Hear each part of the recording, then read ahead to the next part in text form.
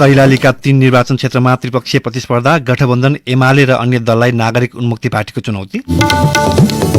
वर्षौंदेखि एउटै आश्वासन बाँड्ने तर काम कहिल्यै नगर्ने प्रवृत्तिले सिराहा भगवानपुरका मतदाता रुष्ट, थारू समुदायको उत्थानलाई चुनावी एजेन्डा मात्रै बनाउनेलाई भोट नहाल्ने मनस्थितिमा कैलाली र कञ्चनपुरका मतदाता। ललितपुरको निर्वाचनमा रोचक प्रतिस्पर्धा, वाम एकताबाट अघिल्लो निर्वाचनमा क्लिन स्वीप गरेका एमाले र माओवादी यसपटक फरक कितामा। सरकारले तोक्यो धानको न्यूनतम समर्थन मूल्य, गत वर्षभन्दा प्रति क्विन्टल 226 रुपियाँसम्म वृद्धि। अमेरिकामा विपक्षी रिपब्लिकनले तल्लो सदनमा बहुमत ल्याउने लगभग निश्चित। र आईसीसी टी20 विश्वकप क्रिकेटको दोस्रो सेमिफाइनलमा इन्डिया र इङ्ल्याण्ड प्रतिस्पर्धा गर्दै पाकिस्तान फाइनलमा। कैलालीको 3वटा निर्वाचन क्षेत्रमा सत्ता गठबन्धन, विपक्षी एमाले र नागरिक उन्मुक्ति पार्टीबीच कड़ा प्रतिस्पर्धाको माहौल देखिएको छ। नागरिक उन्मुक्ति पार्टीको उपस्थितिका कारण कैलालीको निर्वाचन क्षेत्र नम्बर 1, 2 र 3 मा त्रिपक्षीय प्रतिस्पर्धा देखिएको हो। स्थानीय तहको चुनावमा सो पार्टीले बढ़ी स्थान जितेकाले यो पटकको निर्वाचनमा सत्ता गठबन्धन र विपक्षी एमालेका उम्मेद्वार स्वयंले आफ्नो प्रतिस्पर्धी नागरिक उन्मुक्ति भएको स्वीकार गरेका छन्। एक रिपोर्ट। कैलालीका 5 निर्वाचन क्षेत्र मध्ये अहिले सबैको चासोको क्षेत्र हो 1, 2 र 3। त्यसमध्ये पनि निर्वाचन क्षेत्र नम्बर 1 मा विशेष प्रतिस्पर्धा मानिएको छ, जहाँ रेशम चौधरी नेतृत्वको पार्टी नागरिक उन्मुक्तिले अध्यक्ष रञ्जिता श्रेष्ठलाई प्रतिनिधि सभा सदस्य पदमा उम्मेद्वार बनाएको छ। रेशम चौधरी 2074 मा निर्वाचन क्षेत्र नम्बर 1 बाट 34,000 भन्दा बढी मतले निर्वाचित भएका थिए। गत स्थानीय तहको निर्वाचनको परिणामलाई हेर्दा समेत अध्यक्ष श्रेष्ठ आफू जित्नेमा ढुक्क छिन्। 72 साल पछाडि 79 सालको स्थानीय तहको चुनावले पनि पुष्टि गरिसक्नु भएको छ जस्तो लाग्छ र आसन्न मङ्सिर 4 गते हुने निर्वाचनमा पनि यो कुरा चाहिँ पुष्टि हुनेछ। जुन पहिचानको मुद्दा लिएर हामी उदाएका छौं यो चाहिँ हाम्रो निरन्तरता रहि नै रहनेछ। स्थानीय निर्वाचनमा उन्मुक्ति पार्टीले पाएको मतका आधारमा अहिले चुनावी लेखाजोखा भइरहेको छ। यस क्षेत्रमा सत्ता गठबन्धनबाट कांग्रेसका रामजन्म चौधरी प्रतिस्पर्धामा छन्। उनले 2074 मा क्षेत्र नम्बर 3 बाट तत्कालीन लोकतान्त्रिक फोरमबाट चुनाव जितेका थिए। थारू समुदायको धेरै मत विभाजन गर्न सक्ने आधारमै गठबन्धनले रामजन्मलाई टिकट दिएको देखिन्छ। नागरिक उन्मुक्तिले थारू सेन्टिमेन्टको राजनीति गरिरहेको भन्दै रामजन्म स्वयं आफू जित्ने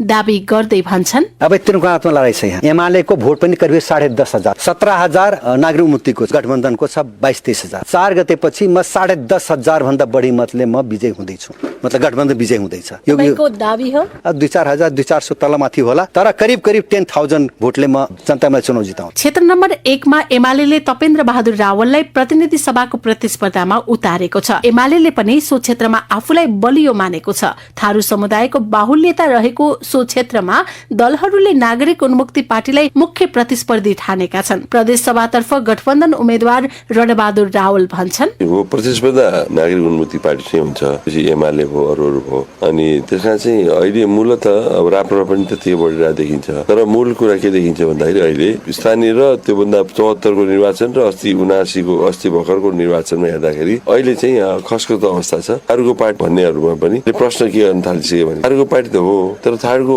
त्यो पार्टीको अध्यक्ष को भन्दाखेरि इतर थारू देखिन्छ, उपाध्यक्ष को भन्दाखेरि इतर देखिन्छ। थारूहरूले नै प्रश्न गर्न थाल्छ। यता कांग्रेस, माओवादी केन्द्र र एमाले लगायत दलको मत भएको भनिएको निर्वाचन क्षेत्र 2 मा उन्मुक्ति पार्टीले कांग्रेस र एमालेबाट विद्रोह गरेका नेतालाई उम्मेद्वार बनाएको छ। कांग्रेस छोडेर गएका अरुण चौधरीलाई प्रतिनिधि सभाका लागि उम्मेद्वार बनाएको सो पार्टीले प्रदेश सभामा एमालेका पूर्व जिल्ला अध्यक्ष रतन थापालाई उम्मेद्वार उठाएको छ। स्थानीय तहको मतका आधारमा आफू अगाडि रहेको भन्दै गठबन्धनबाट उम्मेद्वार बनेका माओवादीका भगत बहादुर बडुवालले भने, जसले व्यवस्था बदल्नको निम्ति लाग्यो या जसले यो संविधान र यो गणतान्त्रिक संघीय गणतान्त्रिक व्यवस्था स्थापनाका निम्ति लाग्यो, अब तिनीहरू नै एउटा चाहिँ यसको संरक्षक हुन् भन्ने विषयमा जनतालाई हामीले बुझे पनि राखेका छौँ र जनताले यो बुझेको छ जस्तो मलाई लाग्दछ। उन्मुक्ति पार्टी र गठबन्धन विरुद्ध एमालेका झपट बहादुर रावल प्रतिस्पर्धामा छन्। गठबन्धनसँग कुनै एजेन्डा नै नभएको र उन्मुक्तिले जातीय मुद्दा बोकेकोले आफू जितका लागि हकदार भएको उनको भनाइ भनाइ छ। यसको न उद्देश्य छ, न लक्ष्य छ, न केही पनि छैन। जातीय मुद्दा लिएर यो असफल भइसकेको एजेन्डा बोकेर असफल भइसकेको मुद्दा लिएर अनि त्यसमा जानुभएको हुनाले जनता त्यसको पक्षमा छैन। क्षेत्र नम्बर 3 मा पनि गठबन्धन र एमालेका लागि नागरिक उन्मुक्ति पार्टीको चुनौती देखिएको छ। गठबन्धनबाट माओवादीका कृष्ण बहादुर चौधरी प्रतिनिधि सभा उम्मेद्वार छन्। माओवादीले 2064 देखि लगातार चुनाव जित्दै आएको कैलालीको क्षेत्र नम्बर 3 नै हो। नागरिक उन्मुक्तिबाट गंगा बहादुर चौधरी प्रतिनिधि सभाका उम्मेद्वार छन्। आफ्नो समुदायको पहिचानको मुद्दा लिएर चुनावी मैदानमा आएका चौधरी भन्छन्, टिकापुर घटनामा निर्दोष साथीहरूलाई अन्याय गरिएको छ। तिनीहरूको न्यायको लागि हामीले आवाज उठाएका छौँ। अब न्याय सँगै हामी विकासका कुराहरू पनि गरिरहेका छौँ। नै जित त हाम्रै हुन्छ, त्यो सुनिश्चित छ एकदम 100%। कैलाली क्षेत्रमा निवर्तमान सांसद गौरीशंकर चौधरी एमालेबाट उम्मेद्वार छन्। टिकापुर घटना र त्यसबाट सृजना भएको राजनीतिलाई आधार बनाएर सबै जसो उम्मेद्वार जितका लागि अहिले कसरतमा छन्। रेडियो कान्तिपुरका लागि सहकर्मी मोहन बुढायरका साथमा इन्द्रलक्ष्मी घिमिरे। यता सिराहा क्षेत्र नम्बर 1 को दक्षिणी भेगमा बसोबास गर्दै आएका दलित समुदायका बासिन्दा नेताहरूको चुनावी आश्वासनले दिगदार छन्। वर्षौंदेखि आफूले भोगचलन गर्दै आएको जग्गा आफ्नै नाममा नहुनु र सोही मुद्दाको टेको समातेर राजनीतिक दलले आश्वासनको पोको बाँड्नु कुनै नौलो प्रक्रिया होइन, बरु विगतकै निरन्तरता हो। चुनावी माहौल तातिएसँगै यसपटक पनि उम्मेद्वारले सोही मुद्दाको सहारा लिएका छन्। पटक पटक एउटै प्रतिबद्धता लिएर चुनावमा भोट माग्न आउने, तर चुनावपछि प्रतिबद्धता पूरा गर्नु त परे जाओस्, फर्केरसम्म नआउने प्रवृत्तिले त्यहाँका मतदाता रुष्ट छन्। लाहानदेखि दक्षिणी भेगमा रहेको भगवानपुर गाउँपालिका 1 मा दलित समुदायका झण्डै 60 घरका 150 बढी मानिसहरू बसोबास गर्छन्। एउटा घरसँग टाँसिएको अर्को फुसको घरमा उनीहरूको 3 पुस्ता नै बितिसकेको छ। लामो समय बसोबास गरे पनि आफूहरूको स्तर उन्नति हुन नसकेको गुनासो छ उनीहरूको। स्थानीय राजेश सदाय भन्छन्, अखन फिर भोट लेके चल जे, फिर कहे हमरा भोट दिया, रोड बना देब, घर बना देब, गैस चूल्हा देब, अते सुविधा करब, ओते करब, जहाँ भोट भेल तहाँ बस लापता भ जाए। सब आब जे कहे जे बेर हमरा जिता दिया, हम एना कह देबै, तहिना कह के सब साल जीत जाइ छै। आब जेना एहि साल जीतले तऽ दोसर एदे कहते हमरा दिया भोट, हम जितब तऽ ई करब, तहिना करके भोट ल लेला, बस घुम के कोही न। सोही स्थानमा बसोबास गर्ने अधिकांशको नागरिकता समेत छैन। नागरिकता नहुँदा उनीहरू मत हाल्ने नहाल्ने विषयमा अलमल छन्। अरुणे सदाय भन्छन्, हमरो नै खसबै छी, हमरो के नागरिकता नै छै, दिया पुता भ गेल छै, नागरिकता नै बनल छै। कहै छी आब बने में श्रीमान नै छै घर में, आब येते तब बने, तै द्वारा हमरो नै खसे नै छै। पूर्व पश्चिम हाइवेबाट 12 किलोमिटरको दूरीमा रहेको सो बस्तीमा करिब 150 घरधुरीका अधिकांश अभिभावक रोजगारका क्रममा विदेश छन्। रोजगारीका लागि विदेश हुँदा पनि नागरिकता बन्न नसकेको सुनाउँछिन् ममता देवी सदाय। हमरा नै छै नागरिकता बन्न, नै छै घरमा, विदेश चल गेल छै। अब देखि नागरिकता बनबै त बड़ छानबीन करे न, तै दुआरे नागरिकता बनबै छै त कैसे श्रीमान के साइन चाहिए नै। चुनावी माहौल चौतर्फी गरमाएका बेला सिराहाको सो गाउँपालिकामा बस्ने मुसहर समुदायका व्यक्तिलाई पनि चुनावले छोएको छ। उनीहरू पनि चुनावका बारेमा चासो राख्न थालेका छन्। हरेक वर्ष झै नेताहरू भोट माग्न पनि जान थालेका छन्, तर उनीहरूले आश्वासनको पोको मात्रै बाँड्ने गरेका छन्। जनता भने आधारभूत अधिकारबाट नै वञ्चित छन्। रेडियो कान्तिपुरका लागि सहकर्मी भरत जर्गा मगरका साथमा पार्वता चौधरी, सिराहा, लाहान। अन्य क्षेत्रका मतदाताको जस्तै कैलाली र कञ्चनपुरका थारू समुदायको पनि एउटै गुनासो छ, चुनाव जित्न अनेक प्रलोभन देखाउने तर जितिसकेपछि फर्किएर नआउने। चुनावका बेला आफ्नो समुदायको उत्थानका लागि अनेकन मुद्दाहरू लिएर आउने तर पछि बिर्सिनेलाई यसपटक मत नहाल्ने मनस्थितिमा यी जिल्लाका थारूहरू छन्। थारू बाहुल्य क्षेत्र कैलाली र कञ्चनपुरमा सबैजसो दलले उनीहरूको पहिचान, भूमि व्यवस्थापन, कमैया, कमलरी, बाढी, दुबान जस्ता समस्यालाई चुनावी एजेन्डा बनाएका छन्। अघिल्ला चुनावमा पनि नारा उस्तै थिए, सधैँ मुद्दा मात्रै बन्ने तर समाधान ननिस्किने समस्याले जीविकोपार्जन प्रभावित हुने गरेको कञ्चनपुर पुनर्वासका शालिग्राम राणा बताउँछन्। हाम्रो समस्या सबै किसिमको कमी छ। यो बाढीले कति सताएछ, सालै पछि हाम्रो धान बालीलाई नाश गरिरहेको छ। अब यसमा कोही समाधान छैन।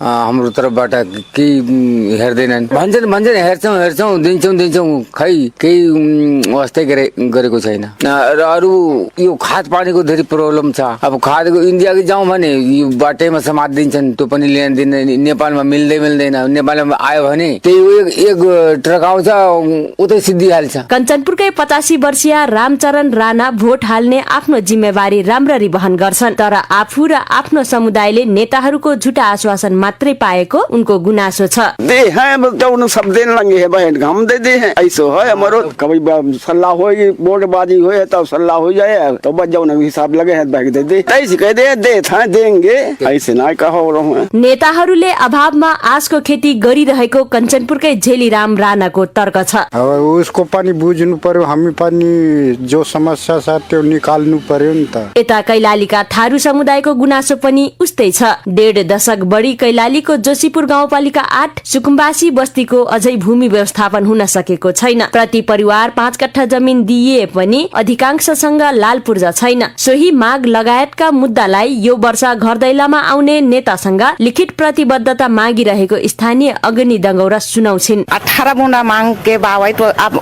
कमैयन के ई बाटो घाटो के बा, ई खाने पानी के बावई, ओ को हो अस्पताल हुइल, रोजगार हुइल, कमलहरी बुक रहिन के बा, कमैयन के सब चीज के बावई बिको ढेर से ढेर बा। हमने 18 बुंदे मांग बावई। मलखाद, सिंचाई, बाढी, दुबान, अव्यवस्थित बसोबासका समस्या जस्ताको त्यस्तै रहेको र विकास पनि कागजमा सीमित रहेको सुनाउँछन् स्थानीय बेचु दंगौरा। समस्या तो यहाँ कहीं हरेक चीज के समस्या बा, नहीं खाने पानी के समस्या बा, नहीं पानी के कौन जौन सिंचाई के समस्या बा, अब रोड के बारे में समस्या बा। नया गांव हुईले कोर से अब 10-15 बरस हुई तो इतना में है, कहीं अभी पूर्ति नहीं हुई हो। अब अगले साल 5 बरस तो 8 लाख 9 लाख 14 लाख 15 लाख रुपया बजट पड़त रहे। इस साल जब में 1.5 लाख कट है, 1.5 लाख के नाम में नहीं हो। अब खाने पानी हाल से बने पड़ल। रहल बात जौन BPR हुई बा वही 10 किलोमीटर पर साल प्रदेश सरकार के बजट रहे, लेकिन हमरे सिफारिश करके पठेले रही वारा से तो BPR तो हुई गिला काम, तो हमारे हाथ में तो हो नहीं, तो कैसे करे से कब नहीं तो बजट नहीं डालते हैं तो कैसे के हुई। चुनावका बेला आश्वासनको भारी बोकेर थाकेका थारू समुदाय ठोस परिणामको पर्खाइमा छन्। अघिल्ला निर्वाचनमा भोट बैंकको रूपमा प्रयोग हुँदै आएका उनीहरू यसपटक समस्या समाधान गर्ने बाचा भन्दा पनि काम गरेर देखाउने उम्मेद्वारलाई चुन्ने मनस्थितिमा छन्। रेडियो कान्तिपुरका लागि सहकर्मी मोहन बुढायरका साथमा सरिता थारू। ब्रेकपछि कान्तिपुर डायरीमा अब कान्तिपुर सविस्तारको पालो। कान्तिपुर सविस्तार। पटक पटक संसदीय निर्वाचनको परिणाम केलाउने हो भने 2015 सालको आम निर्वाचनदेखि 2064 को पहिलो संविधान सभाको निर्वाचनसम्म ललितपुरमा वाम वर्चस्व रह्यो। तर आन्तरिक शक्ति संघर्षको दलदलमा फस्दा 2070 को दोस्रो संविधान सभाको चुनावी परिणाम आफ्नो पक्षमा पार्न यिनै कम्युनिस्ट शक्तिहरू असफल रहे। संविधान जारी भएपछि तत्कालीन एमाले र माओवादीको वाम एकताले ललितपुरका सबै क्षेत्रमा क्लिन स्वीप गरे पनि सत्ताको रापतापले तत्कालीन नेकपा विभाजित हुँदा यी दलहरू फरक कितामा उभिँदै 4 मङ्सिरको निर्वाचनमा प्रतिस्पर्धाको भूमिकामा छन्। लाल किल्लाका रूपमा चिनिएको ललितपुरमा 2070 को दोस्रो संविधान सभाको निर्वाचन बाहेक सबै संसदीय निर्वाचनमा वामपन्थीहरूले जित दर्ता गरेका छन्। 2064 को पहिलो संविधान सभाको चुनावसम्म वामपन्थी दलहरूको वर्चस्व कायम रहेको ललितपुरमा कांग्रेसले 2070 को दोस्रो संविधान सभाको निर्वाचनमा भने कम्युनिस्ट पार्टीलाई क्लिन स्वीप गर्यो। कम्युनिस्टलाई क्लिन स्वीप गरेको कांग्रेस 4 वर्षपछि 2014 को निर्वाचनमा भने वाम गठबन्धनलाई हराउन असफल रह्यो। त्यसबेला क्षेत्र 1 मा वाम गठबन्धनका नवराज सिलवाल, 2 मा कृष्णलाल महर्जन र 3 मा पम्फा भूषाल निर्वाचित भए। सिलवाल र महर्जन एमाले र भूषाल माओवादी नेत्री हुन्। तर अहिले फेरिएको राजनीतिक समीकरणले यी दुई दल फरक कित्तामा उभिँदै चुनावी प्रतिस्पर्धामा छन्। एमाले क्षेत्र 1 मा कांग्रेससँग तथा 2 मा एमालेबाट विद्रोह गरी गठन भएको नेकपा एकीकृत समाजवादी र 3 मा माओवादी केन्द्रसँग प्रतिस्पर्धा गर्दैछ। गठबन्धनले क्षेत्र 1 मा कांग्रेसलाई, 2 र 3 मा तत्कालीन वाम गठबन्धनका निर्वाचित सांसदलाई नै उम्मेद्वारका रूपमा अघि सार्नु र मुख्य प्रतिस्पर्धी एमाले हुनुले पनि यस क्षेत्रको चुनावी माहौल रोचक बन्ने निश्चित छ। क्षेत्र 1 मा एमालेका सिलवाल र कांग्रेसका उदय शमशेर राणा बीच मुख्य प्रतिस्पर्धा हुँदैछ। यसअघि 2014 को निर्वाचनमा समेत सिलवाल र राणा प्रतिस्पर्धी थिए भने त्यसबेला राणा सिलवालसँग 6000 बढी मतान्तरले पराजित भएका थिए। यसपटकको चुनावमा माओवादीको समर्थन कांग्रेसका राणालाई भए पनि सत्ता घटक दल लोसपाले मनिष बहादुर श्रेष्ठलाई प्रतिस्पर्धामा उतारेको छ। यस्तै एमालेसँग विभिन्न क्षेत्र क्षेत्रमा चुनावी तालमेल गरेको राप्रपाले सन्दीप आचार्यलाई र जसपाले गोपाल राज राईलाई प्रतिस्पर्धामा उतारेको छ। यसअघि तत्कालीन नेकपाले जितेको यस निर्वाचन क्षेत्रमा कम्युनिस्ट पार्टीहरू विभाजित भई फरक कित्तामा उभिँदै गठबन्धनमा लाग्नुले पनि जनमत कसको पोल्टमा जान्छ यसै भन्न सकिने अवस्था देखिँदैन। तर एमाले उम्मेद्वार सिलवाल अघिल्लो पटक पराजित राणाले चुनावपछि केही नगर्नु नै आफ्नो लागि माहौल बनाउन पर्याप्त भएको दावी गर्छन्। नेकपा एमालेको सरकारले बनाएको सडकमा करोड करोड पर्ने गाडी चढेर आएर अनि नेकपा एमालेको सांसदलाई लान्छित गर्ने गौरा सिलवालले के गर्ने भने कुन हैसियतले गर्नुहुन्छ? राजनीतिक इमानदारी देखाउनुहोस् मिस्टर राणा।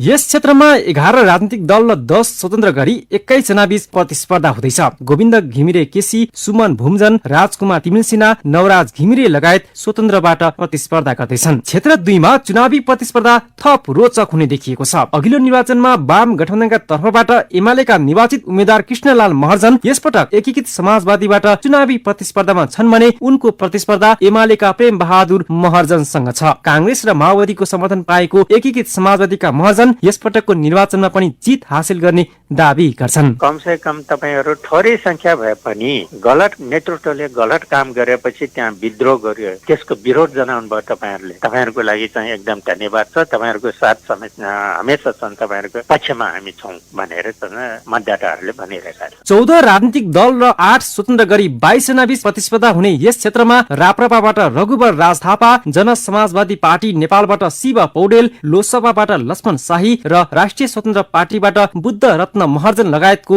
उम्मेदवारी रहेको छ। यस्तै स्वतन्त्रबाट सञ्जीव चौधरी, ऋषिराज भेटवाल, दिपेश कुमार केसी, निरज भक्त माथेमा, विकास साक्य लगायतको प्रतिस्पर्धा रहेको छ। यसै गरी माओवादी केन्द्रकी पम्फा भूषाल, एमालेबाट अमृत खड्का र सर्वोच्चको अन्तरिम आदेशले चुनाव लड्न बाटो खुल्ला गरिदिएको राष्ट्रिय स्वतन्त्र पार्टीकी डाक्टर तोसीमा कार्कीबीचको प्रतिस्पर्धाले क्षेत्र 3 चर्चामा छ। अघिल्लो निर्वाचनमा कांग्रेसका मदन बहादुर अमात्यलाई हराएकी भूषाल यसपटक कांग्रेसकी समर्थनमा चुनावी प्रतिस्पर्धामा छिन्। यस क्षेत्रमा एमालेको जनमत, स्वतन्त्र पार्टीकी कार्कीको चर्चाले भूषाललाई चुनाव जित्न सहज छैन। ललितपुर क्षेत्र नम्बर 3 मा राष्ट्रिय स्वतन्त्र पार्टीकी कार्की अन्य उम्मेद्वारको तुलनामा बढी चर्चाको शिखरमा छिन्। कार्की भन्छिन्, यो सडक बनाइदिनु पर्यो, खानेपानी नियमित गरिदिनु पर्यो, स्वास्थ्य बीमा छैन ललितपुरमा। तपाईँ स्वास्थ्यको व्यक्ति हुनुहुन्छ, तपाईलाई हामीले जितायो भने पक्का स्वास्थ्य बीमा आउँछ, हामीले कमाएको घर जग्गा बेचेर उपचार गर्नुपर्ने दिन अन्त्य हुन्छ भन्ने उहाँहरूले आफैले भनिराख्नु भएको अवस्था छ। 13 राजनीतिक दल र 7 जना स्वतन्त्र गरी 20 जनाको उम्मेदवारी रहेको यस क्षेत्रमा राप्रपाबाट निरञ्जन थापा, लोसपाबाट किरण शाही, नेमकिपाबाट निरज लवजु लगायत उम्मेद्वार बीच प्रतिस्पर्धा हुँदैछ।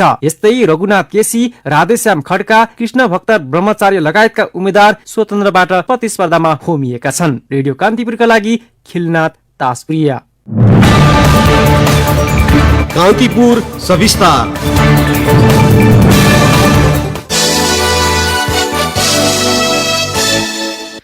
बागमती प्रदेश मुख्यमन्त्री कार्यालय र प्रदेशको श्रम रोजगार तथा यातायात मन्त्रालय बीच विवाद हुँदा सार्वजनिक सवारी साधनमा नगद रहित भाडा भुक्तानी प्रणालीको डिभाइस खरिद सम्बन्धी प्रस्ताव 6 महिनादेखि रोकिएको छ।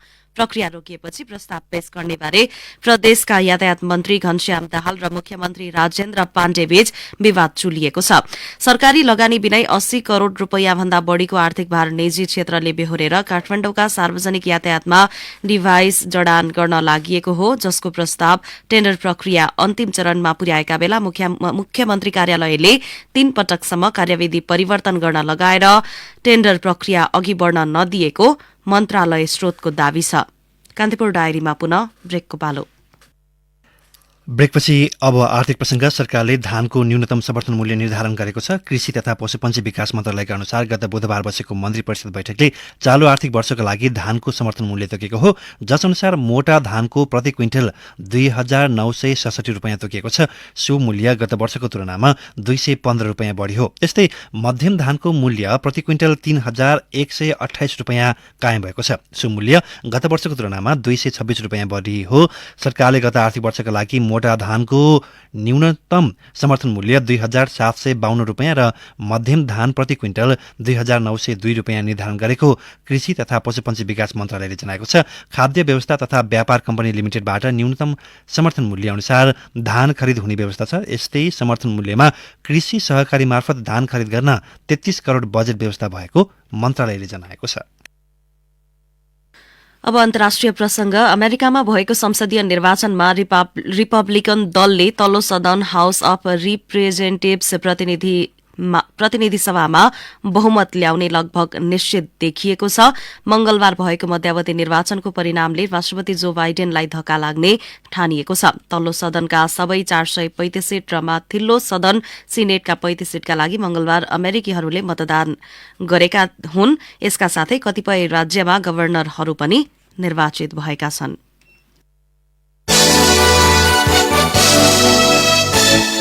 अब खेल प्रसंग आईसीसी पुरुष टी20 विश्वकप क्रिकेटको दोस्रो सेमिफाइनलमा आज इङ्ल्याण्ड र इन्डिया बीच प्रतिस्पर्धा हुँदैछ। अस्ट्रेलियामा हुने खेल नेपाली समयअनुसार दिउँसो 1:45 बजे शुरू हुनेछ।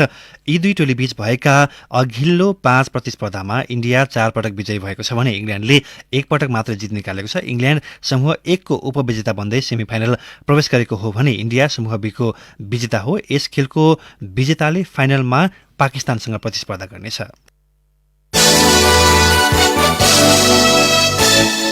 अब मौसम सम्बन्धी जानकारी। मुलुकका पहाड़ी भूभागमा आंशिक बदली रही सुदूरपश्चिम र कर्णाली प्रदेशका केही पहाड़ी भूभागमा हल्का वर्षाको सम्भावना रहेको जल तथा मौसम विज्ञान विभागले जनाएको छ। साथै हिमाली भूभागका केही स्थानमा हल्कादेखि मध्यम हिमपातको सम्भावना रहेको छ। काठमाडौँ उपत्यकाको न्यूनतम तापक्रम 10 डिग्री मापन गरिएको छ। अधिकतम तापक्रम 20 डिग्री सेल्सियस पुग्नेछ। सूर्योदय बिहान 6:21 भयो भने सूर्यास्त भरै साँझ 5:15 हुनेछ। हवस् त यिनै प्रसङ्गसहित बिहान 6:30 बजेको कान्तिपुर डायरीले यहीँ सकिएको छ। हाम्रो अर्को बुलेटिन 8 बजे डेभलपमेन्ट एन्ड इकोनोमिक्स डायरी हुनेछ। अहिलेलाई सहकर्मी पूजनी र म रमेश बिदा हुन्छौँ। नमस्कार।